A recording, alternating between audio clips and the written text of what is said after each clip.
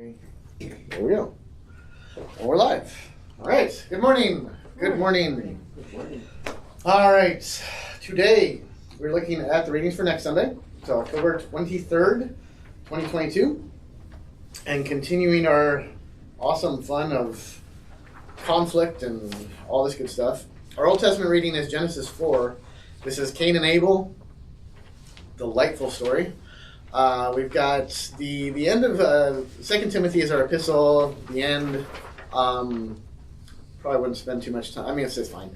But there's more fun stuff to deal with. And then the gospel is Luke 18. This is the Pharisee and the tax collector who are praying. And there's a little tag at the end about coming to that whoever does not receive the kingdom of God like a child shall not enter it. So there's a lot of fun stuff with that. So, probably would be looking at the Old Testament and the Gospel reading for next week. Now, full disclosure, I only had like 2 days this week where I was actually around because of the pastor's conference. And then yesterday I was at Camp Concordia most of the day because I'm now the pastoral advisor to the board there. So, it's been a busy week. So I haven't had a lot of time to go in depth with these in new study, but I've definitely gone through these in the past many times. So yeah, as we take a look at and remember what we were talking about before, how especially with this lectionary, the Gospel and the Old Testament usually are linked fairly well. So you've got Cain and Abel, where Cain kills his brother, and you've got all that. But then you've got the gospel where, and it's so nice when the gospel writer actually tells us why Jesus tells a parable. Really handy. Because then you can kind of start to piece together what maybe is some of the meaning there. It says, he told the parable to some who trusted in themselves that they were righteous and treated others with contempt. So, obviously you can see how that connects with Cain and Abel, because Cain clearly treated his brother with contempt, right? Not just his brother, actually. Who else did he treat with contempt? God, yes. So there's that aspect to it. So if we're going to focus on the gospel, put Cain and Abel in the back of your head. If we're going to focus on the Old Testament, keep that parable in your head. So I'll leave it to you. Where would you like to start? You're streaming, yeah? Yeah, we are. Cool. Why did God have regard for Abel's offering and not Cain's? Oh, everyone always wants to know. Why did God have regard for Abel's offering? Well, let's see here. Now, would somebody like to read? In fact, read just the first part of it, 1 through 7. Stop at verse 8. Are you talking about the Old Testament now? Yes, the Old Testament. 1 through what, 7? 1 through 7. Including, okay. Now Adam knew Eve his wife, and she conceived and bore Cain, saying, I have gotten a man with the help of the Lord. And again she bore his brother Abel. Now Abel was a keeper of sheep, and Cain a worker of the ground. In the course of time Cain brought to the Lord an offering of the fruit of the ground. And Abel also brought of the firstborn of his flock, and of their fat portions. And the Lord had regard for Abel and his offering, but for Cain and his offering he had no regard. So Cain was very angry, and his face fell. The Lord said to Cain, Why are you angry, and why has your face fallen? If you do well, will you not be accepted? And if you do not do well, sin is crouching at the door. Its desire is for you, but you must rule over it. All right. So, why was Abel's offering accepted? Because Oh, no, go for it. Yes. I thought it was a question. Oh, well, No, sure. never mind. Go ahead. No, please. It'll give me more time to an answer. pretend like I'm awake. Because he offered his first, and Cain just made an offering. And Right. There's a clear distinction. So he didn't put God first. Yeah, that's honestly, that's really all I was going to say is we don't know precisely, other than the only detail that we're given is that Abel brought the firstborn of his flock and of their fat portion. So we actually do get a little bit more detail. So Cain brought to the Lord an offering of fruit of the ground. So basically, he brought an offering of what he provided, or what he worked on, work over the ground. So he brought that. We don't get a lot of detail. It's just he brought what he got. First. Abel, we're told, brought the firstborn and of their fat portion. So he brought of the firstborn, and especially the that's the good stuff, right? If it doesn't have fat, it doesn't have flavor. That's what I always tell kids. Because they're like, oh, we should be eating healthy. I'm like, nah, more bacon. Because you got to have the flavor in there. So yeah, so there's that.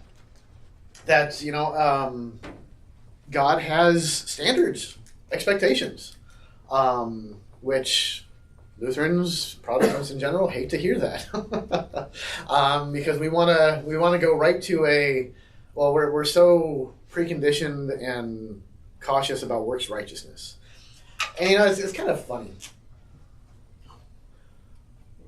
Lutherans, especially, I think, well, I only say especially because I've only ever been a Lutheran. I pretended to be a Presbyterian for about 3 months, but that was about it. I was in Wisconsin, and it was a weird time. So we're just so like anything that remotely smells, sounds, whatever approaches this, we don't like it at all. I mean, for good reason, right? I mean, this is a terrible thing. The idea that you can earn your way to salvation, that your works make you righteous. In terms of your salvation. It's like, of course, this is Martin Luther's big deal, right? But I think too often when we are so focused on that and we try to block out everything else, we tend to lose sight of this idea that God does have expectations and standards. And, if he says, give to me first, he means it. We freak out because we want to protect. So here's our salvation, right? And we want to build a wall around it, a nice big wall with ramparts. There's our mighty fortress, right? And we build this fortress to protect our salvation from the insidiousness of works righteousness. So anytime we hear something like God expects you to do this, we say, no, we can't say that, because somebody might hear that and say, oh, well, if God expects it, then our salvation must somehow be a part of this, and we can't have that. So the Lutheran mistake, I think, in all this is we swing way too far often in self-preservation or protecting salvation. We want to get away from God expecting anything of us, because there's freedom in the gospel. We're freed from the law. Well, we're not freed from the law. We're freed from the condemnation of the law. Key point there. So we get this kind of knee-jerk reaction. But it's actually fine to understand and acknowledge that God does expect things of us, and tells us things that we should probably take seriously. Okay. So then how do Lutherans deal with the commands of Jesus? Because there's so many. Oh, yeah. So how do they justify that? If Jesus himself is making a command that you must, or you should, or you have to, how do they protect that wall? How they protect the wall? Right, because if Jesus is telling you that you have to do something, you can't make excuse for it. Oh, sure you can. No, you can't. But I'm not talking in a, I wasn't raised Lutheran. Right, no, I know. So, I mean, but then all the Lutherans that I've hung around with, and now I'm part of the team officially, but all the Lutherans that I've hung out with will backtrack and make it really complicated and like, but if you don't have real faith, because you can lose your salvation as Lutherans. Oh, yeah. So if you don't really have true faith, then you won't be like, I don't know, some kind of those Christians that are like, they're saved no matter what, those kind. But like, you know what I mean? So they don't think they have to do anything. Right. They can just run around and be saved. Yes. But so then it's more complicated than that, because even in the Book of Concord, it gets more complicated than that. You have to produce, I've read that a couple times, You have to produce. Whoa, you're too Lutheran now. No Lutheran actually reads it. I'm kidding, but I mean, I'm kidding, but I'm not. But anyway, like, Oh yeah, the Book of Conqueror will say like good works must follow. well, it has to, or you don't have real faith. Right, right. So therefore, I don't like. Are pastors? You are, but are pastors in general just not teaching it correctly? Like, why do Lutherans build a wall if you like clearly like Right. is the idea that Lutherans can lose their salvation if they are not, if their spirit isn't moving them to do what is commanded? Is that not taught, or is that like a Wells thing, or like what's going on? Oh boy. Is that too much for this Bible study? No. Can I say something? Sure. Don't good works follow as a sign of your faith? Yes. Right. You're supposed to, yeah. Not to get you to heaven, Right. but because Yeah. But then if you don't do the good works, then you don't have the faith, so you don't go to heaven. Right. It's really the same thing, just flipped around in language. well, it depends on your motivation, I think. But if you have pure motivation through your faith, then it's the same exact, honestly, and this is from an outsider in, it's the same exact thing, just the language is flipped. The sentence is flipped. Right. It's the same thing, but the sentence is flipped. Except for the earning the merits junk, Right. which is only a Roman Catholic thing. True. Yes. So what do Lutherans teach? Or why do some? It's it's one of those things where we were just talking about how complicated things can be. And it is. It is. Oh gosh, there was something that was said in the pastors' conference this week that was, I think, captured it perfectly. How it was like recognizing how we make things. The idea was we oversimplify things. When we talk about things, we oversimplify them. And pastors are guilty of this all the time. I mean, good Lord. Especially if you, well, unless you want me to do a sermon that lasts more than an hour, and I don't want to do a sermon that lasts more than an hour, I've got to simplify it to a degree. Mm-hmm. Even in this, we've got, 40, 50 minutes? Oh, we can't even begin to crack open some of this stuff. So we have to, but we oversimplify things most of the time. But that's because things are so very complicated, and you got to dig into it, and then you realize how complicated it is. So then you get to the point where you kind of begin to understand it, and then to communicate it, you have to then go back and simplify it again. So it's kind of this vicious cycle.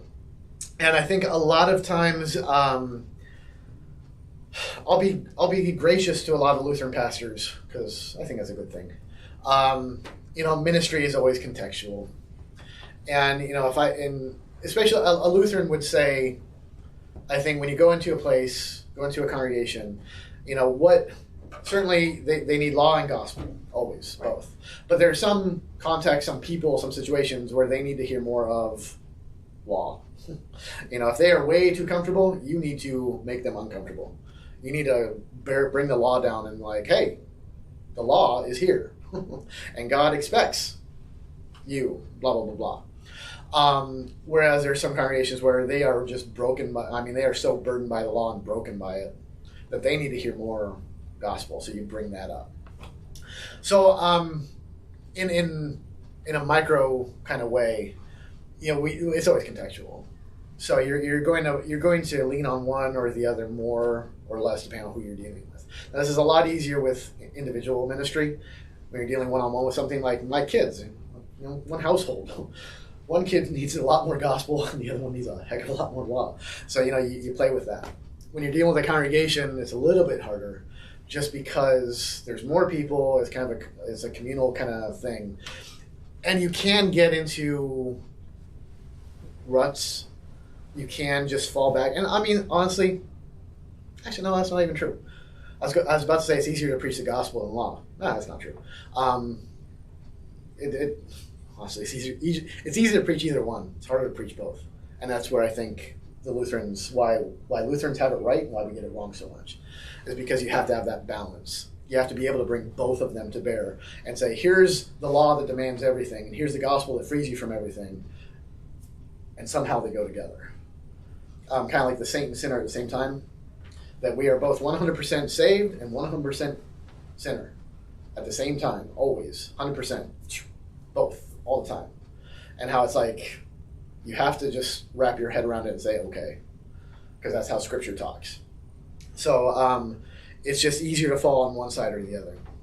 So to build a hedge around this would be to not preach the law. To say that God has no requirements, that he doesn't expect good works. And that's why I asked, like, what do they do with Jesus? Because he's all about telling you what to do. Well, okay.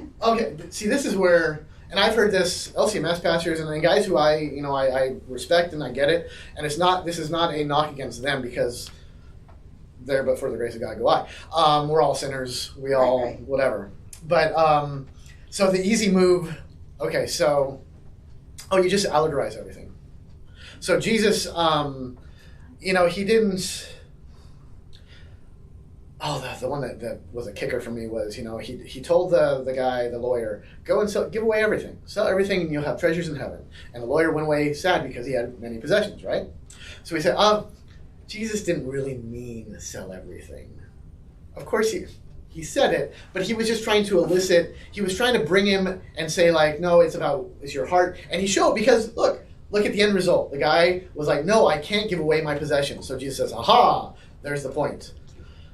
And I've had so many guys who I've heard, and they said, well, see, Jesus, because you can't preach that in a congregation, especially a well-off congregation. Right. Because now you're telling all these people to empty out their wallets and get rid of all their great wealth. Well, nobody's going to like that, right? You're not going to live long in a church preaching that stuff. Go to a congregation where they're already giving. They'll hear that, right? Can I interject something? Oh, absolutely. Isn't that the point, though, that he's showing us that we can't do it, and that pushes us to the cross? That's the next move. Is see, that would be the next move to kind of get closer to where we're going with that. Is to say that, okay, Jesus isn't just making a point, but he's pointing out that the expectation is, well, we're called to carry our own crosses, to follow Christ, right? Well, to follow Christ would be to sacrifice, humble ourselves, to really give away everything. I mean, honestly, every step of the day, we're failing miserably. And the thing is, we don't, we take a leap with, like, give everything. We say, no. Jesus certainly didn't say that. He didn't, well, he said it, he didn't mean it. But won't you pass by the guy on the side of the, next to Frandor on the freeway, on entrance there, won't you pass by him without even giving him $1 or $5? We won't even do that. And we sure as hell won't be doing this. So we follow on this all the time. And I would see, and I'm one of those where I go with, if Jesus says give away everything, he means give away everything. Well, it's the same with the parable of the storehouses with the grain. It's the same thing. Right. It's the same message in both of those parables. Yeah, and I think it actually makes, to me, and please tell me because I'm your pastor, so I need to know, because it makes sense to me.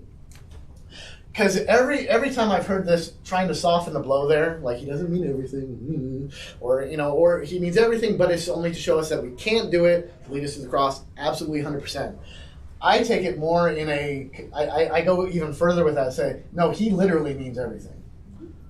Now, we make the move there to say, like, but I can't do everything. I can't give away everything because I can't trust in Jesus that much. So I must fall on my knees and say, Lord, have mercy. I fall at the foot of the cross. I confess my sinfulness. I can't do that. Jesus says, I forgive you. Now when I get up, I don't say, see, now I don't have to give everything. Now I get up and say, I still have to give everything. And that's where the good works, where the law is trying to bring out these good works, and where I'm trying to go with this is like, you know what? I'm supposed to get there. Now, we can talk about, well, are you ever going to get there? It's like, well, not on this side. But it doesn't take away the burden of doing good and living like Jesus tells me to live. Right, and then you could tie in, the whole theme of the intentions of your heart. Which sure. is very strong and can't be wiped away with the New Testament. That's the other thing that really amazes me as a Christian when I say, well, intentions of the heart. And then I have Christians tell me, oh, no. Jesus died for your sin. Well, I understand that, but it's your intention too. Like, are you going to dismiss 3/4 of this book because God's yelling about your intentions? Because do you see what I'm saying? Like, God. I'm trying to follow. God judges intention. Oh yeah. You know, but I've heard that dismissed even too with the cross, but that's not true because. We talked about this a few weeks ago. Did I do that? No. No, this was a Wednesday night. Okay. Concupiscence. That's the proclivity to sin, the intention. That the Catholic Church, Roman Catholics, said that this wasn't sin. This was Martin Luther's big deal. Well, one of his, he had many big deals. But the Roman Catholic Church would say your inclination, your desire to sin is not sinful unless you actually act upon it. Active sin. And that's where the Orthodox would disagree. Well, that's where we disagree. Right. Luther would vehemently disagree. They agree more actually than they agree a lot. The Orthodox and the Lutherans on a lot of points, and yes, this is one of them. That's because we say and I've heard Lutherans unfortunately say like, oh yeah, well it's not sin. Like you can desire something, but it's not a sin until you actually act upon it. But then how can they justify that with Matthew? Yeah, Christ said even don't ask me. I don't know. I don't do it. Because it's all through the Gospel of Matthew. Oh yeah, no, I agree. I don't know how you can argue that. Okay, that if Jesus said to give up everything, then we would become homeless. But what I think he means is to give up. Don't put things above him. Don't value things above people. That's part when you of want to it, sure. give up stuff, you want to give up your, I've got to have this stuff. You think about people in Florida who have nothing now. I mean, we can do this, but if you value material things, if you value material things above God, absolutely. Go. And this is part of. Why did I erase that? Part of that is to uncover that, but then it's also to. Does God want us to be homeless? Well, no, but that's because this isn't our home. I mean, he gives us a home. It's just this is not our home. His kingdom is not this world, and so I don't think. I mean, if we're called to be homeless, so be it. Right. So that's the scary thing, and that's the part where I think that's why you have to go that far, is because that's terrifying to just about everybody. That to say that, you know what, I'm going to give everything away and be homeless and trust that God will take care of me. Well, one way that God takes care of us is through the church. I mean, in theory, let's play a theory game here. If we all, we're giving, so I give up everything that I have, everything, for you guys. You guys give everything you have for you. You give everything you have, and it goes around. We're all provided for. Mm-hmm. We actually have everything we need because we're trusting completely in someone else to provide for us, and God has provided people in this place to provide what we need. Now, the reason why it's only a theory and why it'll only be a theory this side of heaven is because of that. Because I love you guys very much. I don't trust anybody enough to give away everything I have. Right. Which is my sin. I mean, and it has no reflection on you guys. I mean, I'm a stupid person. Even if you gave me everything I could possibly need, you know what I'd freak out about? Not having what I need. Because it's just so pervasive. How do you really know when Jesus was exaggerating and when he was serious, right? Because you're not going to cut off your hand. See, that's... You're not going to pluck out your eye. And that's, I think,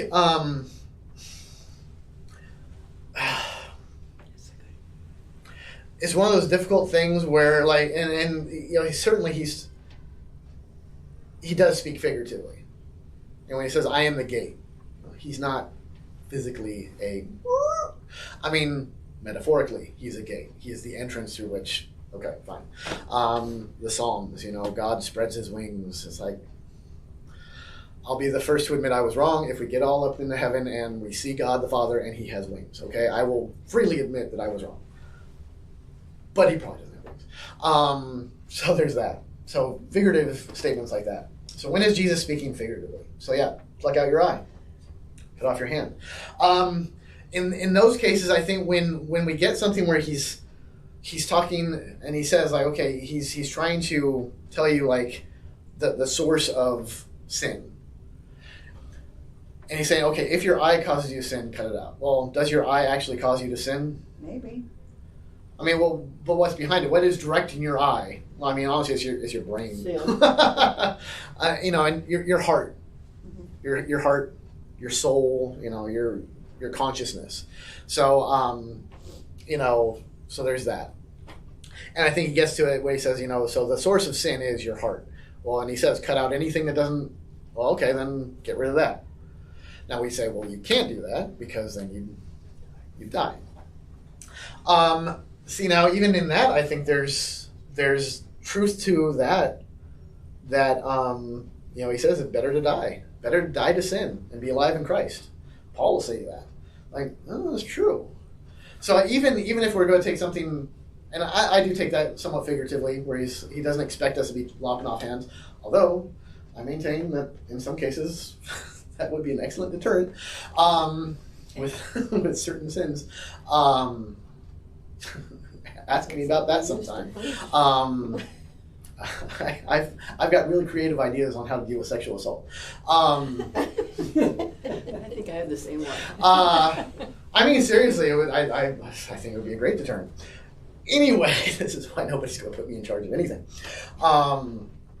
But, you know, I think we are to take that figuratively. But I think there's a certain degree of, like, the truth is a lot, like, the reality of that is a lot closer than we want to accept.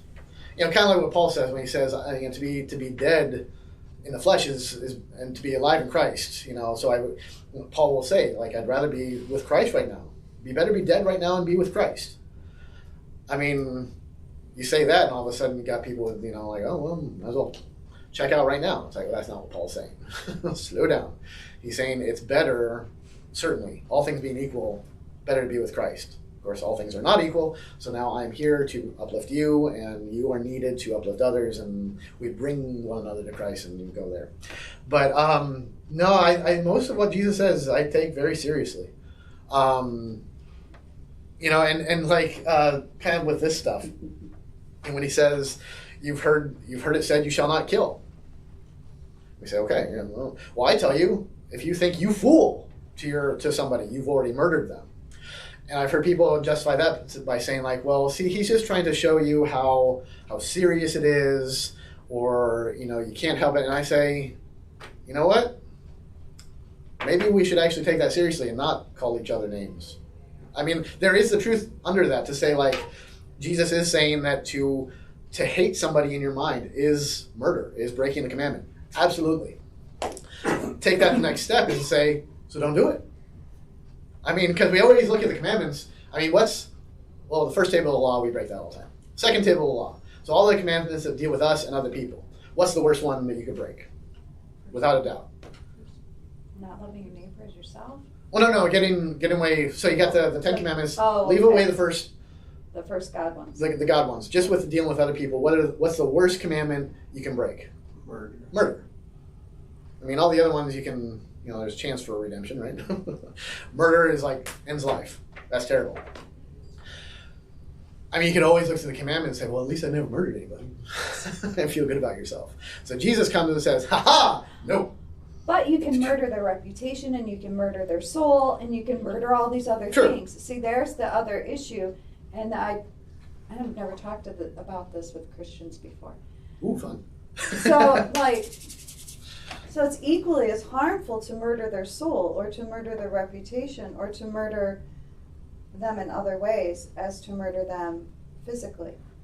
Because if you are breaking them down, or if you are like gossiping about your neighbor or whatever, if it causes them to lose their faith, right? Sure. You are causing them to go away from God, or you are breaking their reputation so that others do not.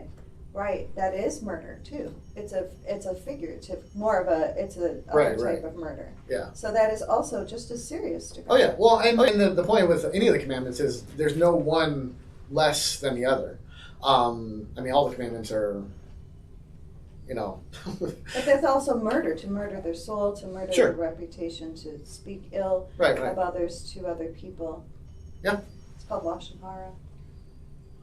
But Jesus isn't trying to get you, he's not giving you an escape route or anything. I mean, it's serious. Mm-hmm. And it's not just this is how you break it. But the flip side of every commandment is not just, thou shalt not. You know, the catechism is really good with, this is what it says you shouldn't do. Now, what does it mean you should do? So like the commandment, thou shalt not bear false witness. So not only do we not bear false witness, but we speak well of everybody. We put the best construction on all things. We do that all the time, right? We assume best of everybody, assume everybody's intentions are good, speak well of them, even when and even if we know something's going on, we're still going to work hard to speak well of them. I have a great Jewish book all about that. What's that? About what you're saying. Okay, Yeah, I do. I have a great book about that. cool. What is it? It's a Telushkin book. Okay. Joseph Telushkin book. It's about gossip and how we should talk about other people. Yeah, cool. Well, yeah, I mean, Luther he wasn't coming up with anything new. No, no. He was recovering a lot of old stuff, honestly. He was bringing back.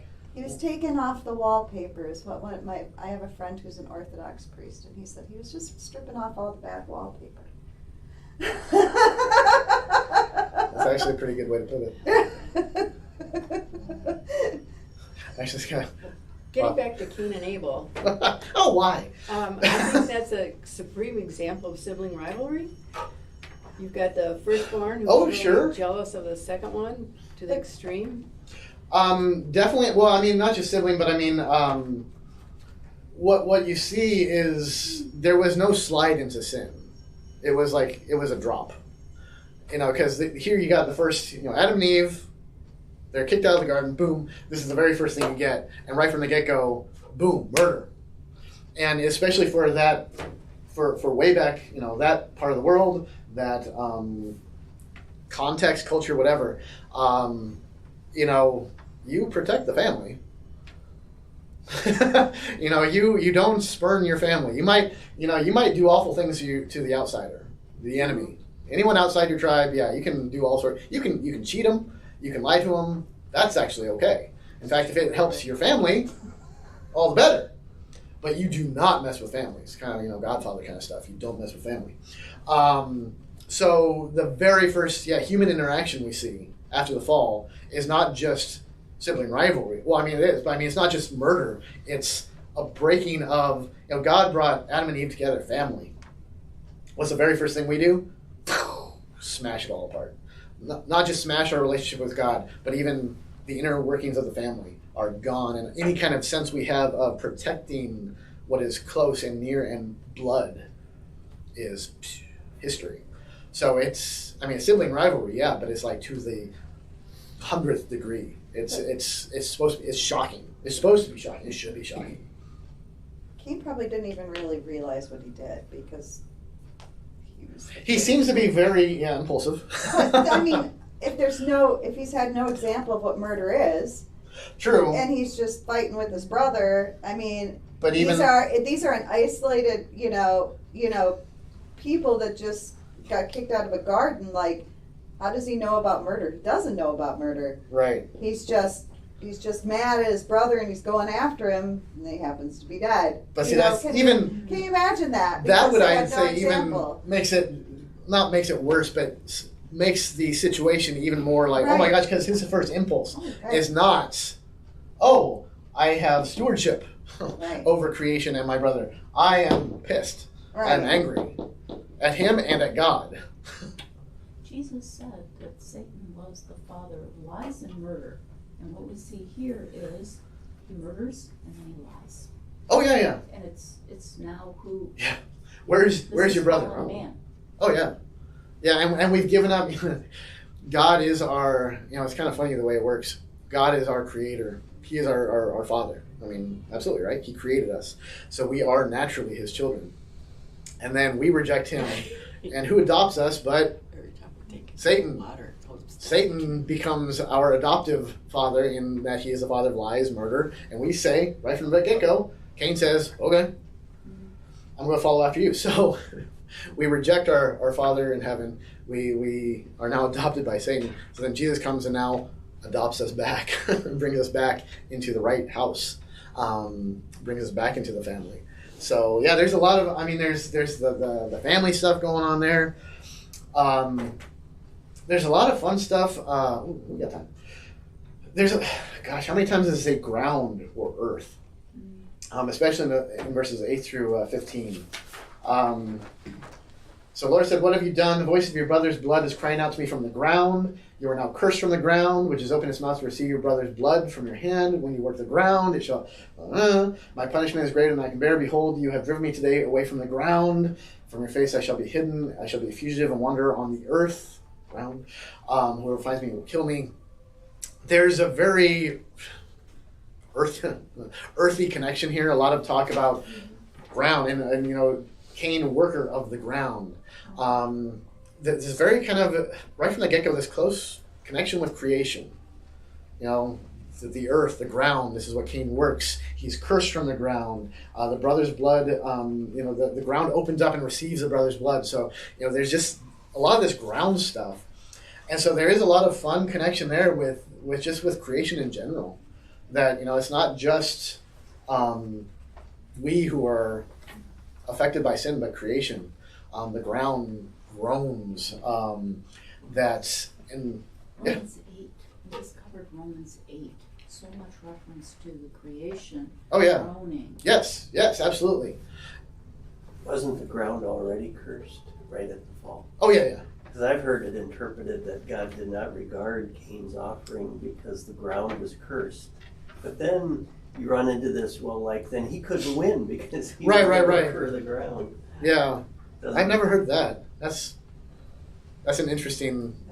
That's a stretch. So all creation was cursed. Well, yeah, right from the fall, everything was out. But now Cain was cursed from the ground. Yeah. It wouldn't produce for him.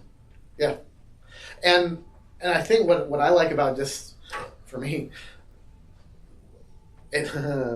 where's John? Because this grounds us. I know, right? Oh, John would love that. Every time I think of a pun, it's like, oh, John would love this. But honestly, because I think one thing that we tend to do is we spiritualize everything, getting it away from physical creation, all that. Our spirituality is just often ether. We are souls. The body doesn't matter. Yada yada yada. There's this detachment between the physical and the spiritual. Yeah, that's sin. The physical and the spiritual go together. That's how God created us, body and soul, right? In the fall, what happens? Those are in death. What happens? Those are ripped apart. Your body goes in the ground. Your soul goes. Well, if you have faith in heaven. If not, you go elsewhere. The resurrection. What is the resurrection all about? Taking those two things and bringing them back together. The cool thing about this is we see right from the beginning this connection with man and sin and the ground and everything, and it is very material. It is very even the ground is involved in Cain and his transgression. That his what happens here is very...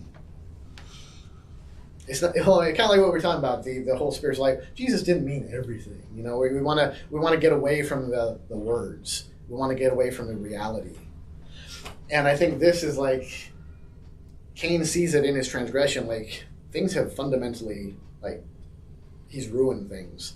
It has really left disaster and curse, and it is real, it is tangible. And I think that it just, like I said, it grounds us in this kind of material, physical aspect of that. And even that, he says, I'm cursed. Anybody who sees me kills me. So God gives him a mark, a visible, somehow mark. We don't know what it is, but some way that people can see. And he actually has mercy on Cain, that he won't be Who killed. are these people? Who? We've got Adam and Eve, the first humans, right? Who are these other people who are going to see Cain and kill him? Oh, don't push it too far. That's always That's a made me 2-hour puzzled. debate. Well, Are these the Neanderthals? I mean, No. Well, no. I mean, you started with 2 people. So you had, I mean, Cain and Abel weren't the only children. And what kind of mark? And honestly, if you want to, if you want to be a strict biblicist, you'd say you've got Adam and Eve, they have children. Okay, well, ew, but whatever. Fine. Did God create other people? Well, That's if you take the two tellings of Genesis as not as right? Because Well, if you take it like that, then the answer is yes. Because then There's- God created people, and then it goes Right, into the right. focus story about Adam. So yeah, it gets crazy. it's yeah, and see, like a good Lutheran wouldn't. Well, see, where we don't wade into those. Like, how did that happen? It's like we don't know. I mean, where did these other people come from? We don't know. I mean, that's the true only answer we have because Scripture doesn't tell us.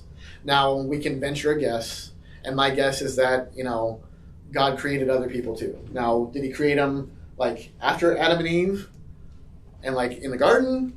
Were Adam and Eve the only 2 in the garden? It's like, well, maybe we'll find out someday. I don't know. Maybe not. If not, we'll be fine with it. But did He? So after the fall, did He create other people? Yeah, maybe, sure. I mean, you can look throughout all of you look throughout the Old Testament and really the New Testament. There were other people that God dealt with, right? Just like He deals with all of us. Nobody's going to write a gospel without any of us, I doubt. Doesn't mean there weren't people who God was, working with, visiting, whatever, speaking to. It's just He's given us what we need to know. So, that's the safe answer. I mean, were there other people? Well, clearly, if Cain was afraid of other people, or maybe it was the assumption. Maybe it was just Cain and Abel. Which, again, that gets into some weird questions because you're going to need a woman at some point, and the only woman there is Eve, and again, you. But it's just, it gets weird, right? So, whatever the case is, don't know. It's a fun exercise to argue about stuff that we can never prove or definitively speak to from Scripture. But yeah. And of course, we always want to go like, oh, wait, where did these other people come from? Versus saying like he was afraid, people will take vengeance upon me, and God says, no, I will protect you.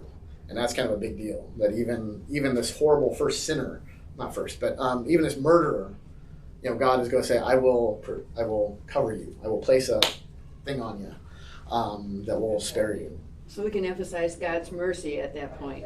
Yes. Versus any kind of thoughts about incest or anything like that. Much better to go that route. We have a lot of fun, go a lot of strange places in these Bible studies, don't we? Can I circle it back to the focus? Sure. Yes. I think Lutherans, we just all get lazy and we don't want to do Oh, absolutely. what is there, what Jesus says to do. Oh, yeah. What does Mary say? That's a given. We get lazy. We're just lazy. We get lazy and we don't want to do what Jesus... So we spiritualize, and Sure. there's all this spirituality that we know, we sense, we feel is there, but Yeah. we are physical. We live in this physical realm, and but we like to cop out. Yeah. It's We do. law plus gospel. It's law and... Yeah, it's both. You got to have both. Yeah. Yeah, when you only have the law, I mean, that's It's a sad life. that's despair. Yeah. I mean, these are the people who are miserable because they'll never be able to fulfill it, and it's just burden after burden after burden after burden. If you just have law, well, these people are miserable because they get to do whatever the heck they want. Now, it sounds fun, but it's they're not. oblivious. Oh, yeah. I have a Bible study with a bunch of those people online. I literally do. Oh, yeah. I almost quit twice, and for some reason I didn't quit this year. But I don't read the theology notes. It's like you're supposed to read the notes. I never read the notes because it's all garbage. Yeah. But yeah, they're all gospel-y. See, no law, No law whatsoever. There was a big move. They think I'm crazy when I start talking and interjecting my thoughts. To have this, and Paul talks about it in Romans. I mean, it's the whole thing is like, oh, well, if we're free from the law, so and we have freedom in the gospel, so let's sin it up because we can be forgiven. And so when you only get the gospel, well, now you've just detached yourself from any mooring whatsoever, and now basically, if you're just here, you're rejecting what God has said here. Okay, so you're rejecting God's word, which is to say, rejecting Christ. If you just go here and reject what he said here, guess what? You're rejecting God's word, which means you're rejecting Christ, which is a crazy thing that, like, no, I embrace the gospel completely. Like, yeah, without that, no, it's not. Gospel is, there. The way we talk about it in seminary is this. There's gospel with a little g and gospel with a big G. It's kind of like gospel in a narrow sense is just, Jesus died on the cross. Very, very narrowly, this. Gospel in a big sense, macro sense, is God's word. You kind of get this with the law, the Old Testament, like Torah. What is Torah? Is it the first 5 books? Mm-hmm. Is it the entire word? Is it just a law? Is it the... It's the first 5. It's the most important. Right. It's 600 and... But even when you talk about law, is it just Decalogue? Or is it everything? Is it 613? Right. Mitzvotes. Yes. Mitzvotes. And then when Paul starts talking about the law, then because Paul was but he's talking about they're taking it totally out of context then. Well, yeah. Because he's not talking about that like that. He's talking about forcing people to become Jewish to become Christian. Right. Yeah. That's exactly what he's talking about. But I mean, it's like people take it though, like, well, if you said law to some people, they'll only think 10 Commandments. They'll be like, there's so many. Well, or just so many. Even Torah or right. Torah. It's in Torah, all the law. Yeah, is it law? Is it all the word? It's not all the word. It's just law. Right. Or the first 5 books. Right. It's just law. But there's gospel in those in the first 5 books too. Yes, there is. So that's where we get the whole kind of like where people there's. But then you have the Haftorah reading, which is the prophets. Right. Yes. That go with the Torah reading. Yeah. And everyone's like, "Oh God, what are you talking about?" I'm gonna say he's talking about. He didn't know if there was other people or not, right? But if you read 14 and 15, there had to be people because he was afraid right. that people were going to kill him. Yeah. And it says it in there several times. We don't know how many, but I take it was more than one. Well, there had to be other people because it says right here. Well, it could have been mom and dad. Well, if you look at Genesis, I mean, well, just that last 2. Dealing with kids, when one kid hurts the other one, you fear the wrath of dad. But if you're in Genesis 1, right? It says, so God created humankind in his image, or mankind, depending on which version you have, it's still the same. In the image of God, he created them, male and female, he created them. And then, in the second creation account, he creates Adam specifically from the dust of the earth, right? And then he takes part of Adam to create specifically Eve. So you have them, and then you have Adam and Eve. And his own siblings would know who he is. He wouldn't need a mark. But supposedly after he killed Abel, there was mom and dad and him. But he's afraid about if anybody finds him in 14 and 15, they will kill me. And God said, no, they won't, because I'll put it on them sevenfold. And Lord made a mark on Cain, lest any who found him should attack him. Right. So there was a lot of people. Yeah, Genesis 1:27 is when. Well, and I'm just saying, what we were just God's read. chosen people. They were. And it's there's. I mean, we have no concept of. Don't know. How long after kicking out of the garden this happened? So if you say like Adam and Eve, even if you went like literally, Adam and Eve had Cain and Abel. Okay, first kids. So there's only 4 people. Well, from the point they get kicked out of the garden to the point that this happens, how much time has transpired? Right, but you can't. No idea. But then you dismiss. Well, but Verse you could look at 27 that. chapter 1. You could say that he created them, Adam and Eve, male and female. But then you're saying that that's a repeated, then you're going with that JW, that I know, whole, I know. and that, right? So I'm going to argue this side. Oh, no, I'm I'm going to argue that. Well, I'm not even going to open that can of worms because I heard some crazy, we've only got like 10 minutes. crazy individual try to take that Adam and Eve thing to the, I walked out on this actually. He had this chart, you know that chart in biology where it's like this gene, this gene, this gene, this gene, Okay, you know what I mean? Yeah. Then he tried to convince the audience that Adam and Eve had this wonderful rainbow family of all the types of people on Earth. And that's why all the types of people on Earth are different, like people from Asia and people from Africa, because Adam and Eve, and then he tried to use science, and I left. I just got up and left. Probably because it was right crazy. Yeah, What? It was actually at, some people who are very popular who have a museum, and they came up and had a talk. And this was the museum's guy's friend. Kentucky? And I laughed. Oh. I laughed because it was just so bad. Really? That's from that strain? Oh wow. See, I don't. Well, it's garbage can again. It's more garbage. I'd never heard that. Interesting. It was just ridiculous. Weird. It Yeah. was the silliest thing I ever Popular. heard. I had to leave. But yeah, I mean, so were there other people? Yeah. Where did they come from? God. God. Yeah. But isn't that something the Missouri Synod is known for? Not going off on speaking where the Bible doesn't speak. we try. But the Bible does speak there. Right.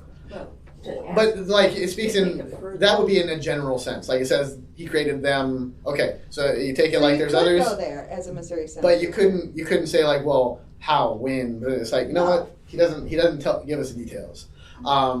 He just says, boom, there were other people. Cain is worried about other people, so absolutely there's other people. Where do they come from? Yeah, God. God created everything, so there you go. But yeah, it's I'm not sure what else to say about that. Uh-oh, we better go. Oh, yes. All right. Where are we going? Where are we going? Church. All right. Well, that was fun. Thank you. That was sorry. entertaining. Didn't even go anywhere. I'm sorry. We went all sorts of places. I mean, we got concupiscence.